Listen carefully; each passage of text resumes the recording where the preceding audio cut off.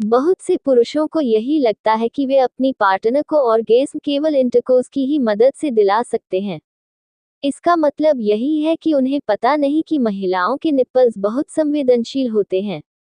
जी हाँ, बहुत सी नसें सीधे निप्पल्स से जुड़ी हुई हैं और निप्पल्स को छूने से उत्तेजना होती है और महिलाओं को अच्छा ऑर्गेज्म मिलता है।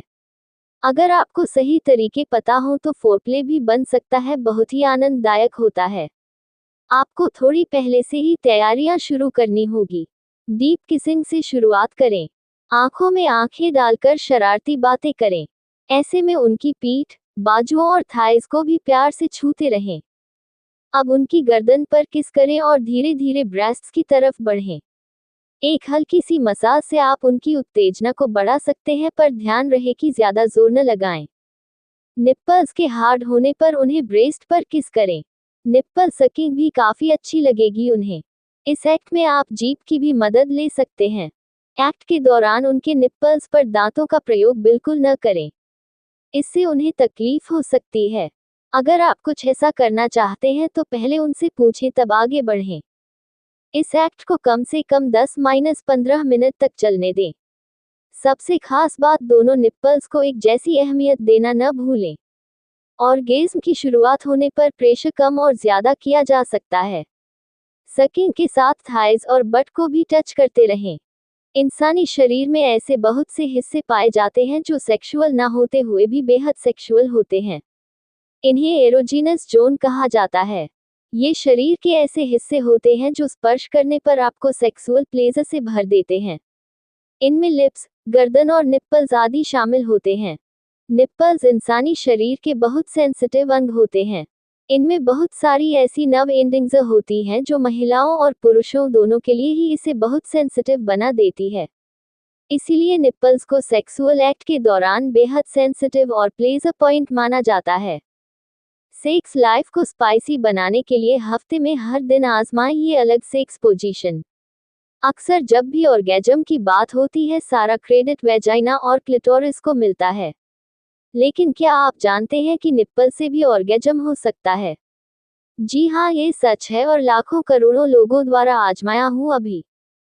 सेक्सुअल एक्ट के दौरान जब निप्पल्स अराउज होते हैं तो ये जेनिटल सेंसरी कोटेक्स में इसके सिग्नल भेजते हैं।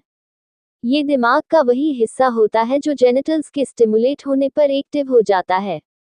इस तरह से निप्पल्स को स्टिम्युलेट करना, उनका स्पर्श एक बेहतरीन ऑर्गेजम की दिशा में ले जाता है। एक तरह से निप्पल ऑर्गेजम खुशी की एक लहर जैसे होते हैं जो आपके पूरे शरीर और एरोजेनस पॉइंट्स को खुशी से भर देते हैं। यह महिलाओं और पुरुषों दोनों में होते हैं। लेकिन अगर आपके शरीर में वेजाइना है तो इसका इफेक्ट और भी कई गुना बढ़ जाता है। आपने नोटिस किया होगा कि पीरियड्स के दौरान आपके ब्रेस्ट और निप्पल की सेंसिटिविटी कई गुना बढ़ जाती है। ऐसे में इस दौरान निप्पल ऑर्गेजम होने की संभावना कई गुना बढ़ जाती है।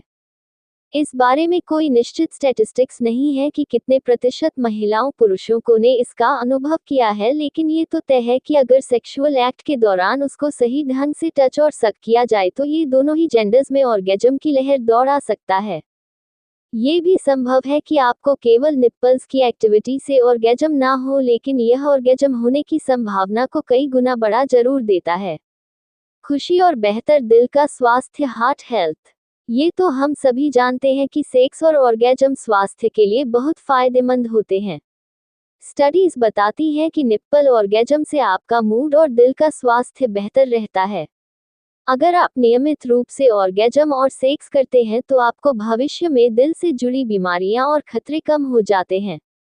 Multiple orgasm, multiple orgasm. Sex के दौरान के बाद मल्टीपल ऑर्गेजम कौन नहीं चाहता? अपने सेक्स लाइफ को स्पाइस अप करिए और वेजाइना और क्लिटोरिस से पहले शरीर के अन्य एरोजेनस अंगों को भी स्टिमुलेट करिए। सेक्स का एक कॉम्बो आपको बहुत रोमांचित कर सकता है। इस दौरान आपको एक नहीं बल्कि कई बेहतरीन ऑर्गेजम देगा। है ना एक बेहतरीन ऑप्शन? जब खुद ही खुद को करे संतुष्ट, सेल्फ स्टिमुलेशन। पहली बात तो ये, हमेशा अपने साथी के साथ कुछ नया करने से पहले उनकी मर्जी पूछें।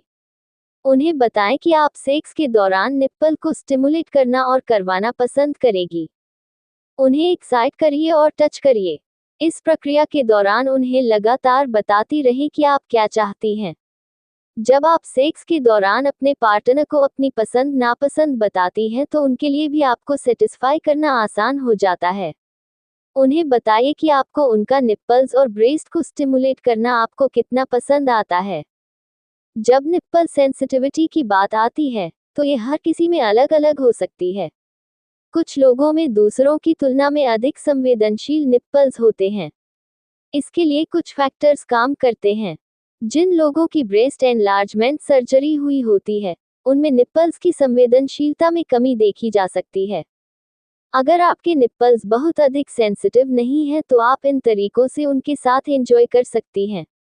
ल्यूब और तेल। Lube and oil warming up के लिए आपको अपने ब्रेस्ट्स को एक रिलैक्सिंग सेंसेशन दे सकते हैं, जो उत्तेजना को बढ़ा सकते हैं। कुछ ल्यूब भी एक झुनझुनी का सेंसेशन प्रदान करते हैं, जो वास्तव में आपके निप्पल स्टिमुलेशन को अगले स्तर तक ले जा सकते हैं। बर्फ का इस्तेमाल। Use of ice. आप जानते हैं कि ठंड में आपके निप्पल्स कैसे कठोर हो जाते हैं। यदि आप बर्फ के टुकड़ों को अपने निप्पल्स पर लगाते हैं, तो आपका सेक्स बेहतरीन दिशा की ओर बढ़ेगा। वाइब्रेटर। वाइब्रेटर। आप सेक्सुअल वाइब्रेटर का इस्तेमाल भी अपने निप्पल्स को एक्साइट करने के लिए कर सकते हैं। ये संभव है कि आपको निप्पल्स के स्टिमुलेशन से हर बार ऑर्गेजम ना हो, लेकिन फिर भी ये आपके यौन अंगों को बहुत अच्छा महसूस करवाएगा और बेहतर ऑर्गेजम में मददगार साबित होगा।